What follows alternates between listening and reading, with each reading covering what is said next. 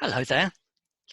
When I was young, we used to think of Saxon architecture as rare, something to be treated with reverence and sought out only in a relatively small number of places. The magisterial reference books by the Taylors, published in 1962, recorded over 400 churches with surviving Saxon fabric. But we now think the number is more than double that. This blog will show you some examples of Saxon architecture.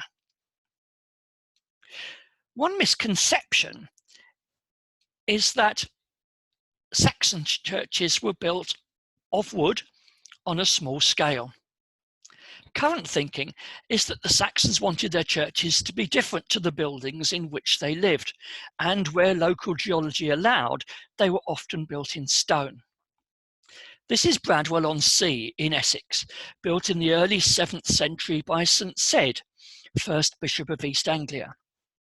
Despite losing its chancel at the far end, the outline of the building remains substantially unchanged. The overriding feeling is of a building of extreme height, one of the most characteristic features of buildings of this period. Inside, the building would have been divided in two, not by a single chancel arch, but by a screen of 3 arches, as can be seen here at Reculver in Kent, which survived until 1809 and is shown in the process of being demolished. There are 3 arches between the nave and chancel. Incidentally, the pillars dividing them are now preserved in Canterbury Cathedral. Reculver, like Bradwell, was built substantially using second-hand Roman bricks, as both churches were built out of the ruins of Roman forts. In other parts of the country, the local stone was used. At Escombe, in County Durham, we find the best surviving example of a complete 7th century parish church. Ignore the crow-stepped gable, the large windows and slate roof, and you have a church that remains relatively unaltered. It stands in a circular churchyard, another feature that often points to the Saxon period. Again, the height gives it away. Were this a Norman building, it would be about 1/3 lower. Inside, the height is even more noticeable, emphasised by the narrow chancel arch with plain imposts, the point where the sides meet the rounded top. Here the church is unaltered, but in many churches you'll recognise the proportions of a Saxon arch, even though the rest of the church has been replaced, as here at Lyminster in Sussex. It's a late Saxon arch, certainly, but an unmistakable one. The same can be seen at Brigstock in Northamptonshire, where the tower arch is of this period. Interestingly, above the right-hand arcade is a block Saxon window, which shows that the walls of this church, although substantially altered, are also of Saxon date. The trouble with most of these buildings is that we don't have any other source of evidence other than the building itself. Just occasionally, there's another clue that we can use.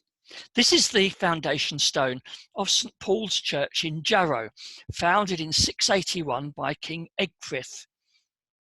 This relates to the lower part of the tower and chancel of the present church. In other words, the right-hand parts in this picture. It was here that Bede was a monk and where he wrote his ecclesiastical history, which in some cases helps us as another secondary source for Saxon buildings. Well, now let's look at some architectural details. One definite proof of Saxon work is long and short work at the corners or coins of buildings. There are many different forms of this, but in its simplest form, seen here, it uses alternate horizontal and upright stones to form the corner and tie the walls together.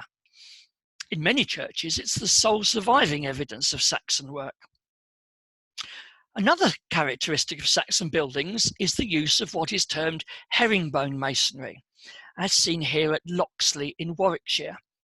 It's a strong way of building relatively thin walls and is especially useful when working in second-hand Roman bricks and sedimentary stone that fractures easily. Unfortunately, this same building technique extends into the early Romanesque period too, so on its own cannot be taken as a definite proof of Saxon work, although in many cases it will be. It may look a bit scrappy, but it would not originally have been seen, as it would be hidden under layers of lime wash, both inside and outside the church. This leads us to another feature, the pilaster buttress. These vertical strips of dressed stone on an otherwise rubble wall are purely decorative. They acted as frames, if you like, to areas of lime wash. The rubble would be hidden, leaving the dressed stone proud of the wall. It can be used to great architectural effect, the most famous example in England being Earl's Barton in Northamptonshire. Here, only the tower survives from the Saxon church, but what a tower! The parapet and top are clearly much later, but on the lower levels you can see now how the lime wash covers the rubble construction.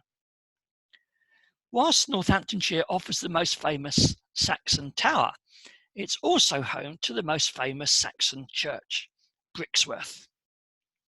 As at Reculver and Bradwell, this church is built using Roman bricks and sandstone rubble. Just take away the battlements, the stair turret, which is Saxon but later, top of the tower and the south chapel, and here's one of the largest Saxon churches known.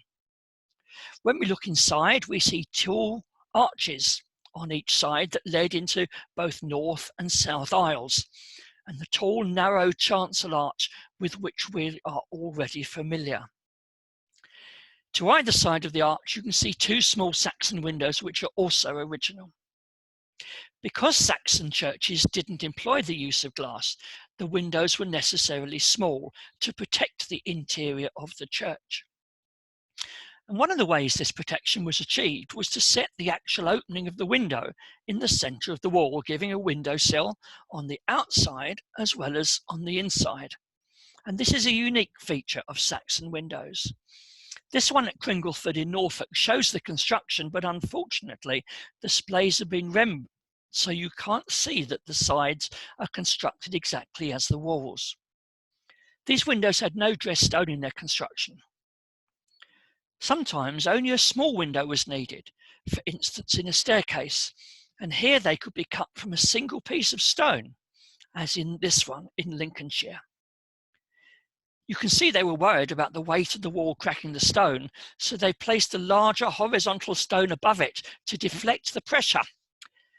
In areas that did not have access to good quality building stone like this, small windows were often constructed by building a wicker basket into a wall and removing it once the mortar was set. Imagine a wicker eel trap, tapering in shape, being used. Here's an example of such a window at Witton in Norfolk. See how small it is in comparison to the later windows, all of which benefited from the use of glass. Another at Ilkeshaw in Suffolk has a resident caretaker. Another architectural feature unique to the Saxon period is the porticus. This is Bremer Church in Hampshire. We're looking at the south side of the church with the porch on the left. What appears to be another porch on the right is a porticus. This was a burial chapel, only reached from the inside and designed for one prominent person. Its tall shape formed a sort of chimney to funnel his soul to heaven. And you can just pick out long and short work on the coin. Inside, the arch from the chancel into the porticus carries a Saxon inscription, one of a series of such carvings that originally covered all dressed stonework in the church. It dates from the early years of the 11th century.